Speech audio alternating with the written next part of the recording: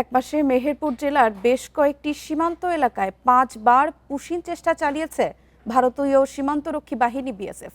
তবে বিজিবি ও স্থানীয় বাসিন্দাদের প্রতিরোধে প্রতিবাদী ব্যর্থ হয়ে পিছু হটতে হয়েছে তাদের। বিজিবি জানায় সীমান্তে অনুপ্রবেশ ঠেকাতে জোরদার হয়েছে টহল ও নজরদারি।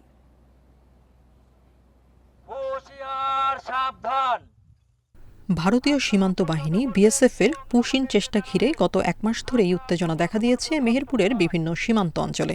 3টি উপজেলার বিভিন্ন পয়েন্টে এক মাসে 5 বার পুশিংয়ের চেষ্টা চালায় বিএসএফ। মেহেরপুরের সীমান্ত এলাকায় বিস্তীর্ণ মাঠে পাট চাষ করা হয়। লম্বা পাট গাছের আড়ালের সুযোগ নিয়ে বিএসএফ বরাবরই কাঁটাতারের এপারে ঠেলে দিচ্ছে অসহায় মানুষদের। অন্যদিকে অবৈধ অনুপ্রবেশ ঠেকাতে বিজিবির পাশাপাশি নিয়মিত টহল দিচ্ছেন এলাকাবাসী।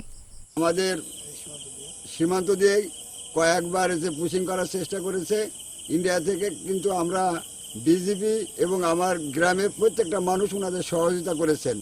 24 ঘন্টা আমরা এবং বিজিবি সহ ইন্ডিয়া পাহারা করছে যেন একটা লোক বাংলাদেশে প্রবেশ না করতে পারে। বিজিবি জানায় মেহেরপুর জেলার ভারতীয় সীমান্ত ও আশপাশের 103 কিলোমিটার এলাকায় জোরদার করা হয়েছে নজরদারি। এ কাজে ব্যবহার করা হচ্ছে নানা প্রযুক্তিও। কোনো অবৈধ অনুপ্রবেশকারীকে আমাদের সীমান্তে প্রবেশ করতে দিব না।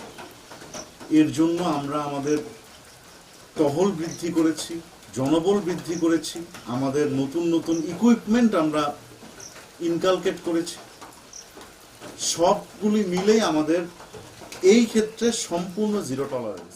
সীমান্তবর্তী গাংনীর তেঁতুলবাড়িয়া, শেওড়াতলা, ধলা সদর থানার ঝাঁঝা ও মুজিবনগরের নাজিরাগোনা পয়েন্ট দিয়ে জুন মাসে অন্তত 27 জনকে পুশিংয়ের চেষ্টা চালায় বিএসএফ। Independent news.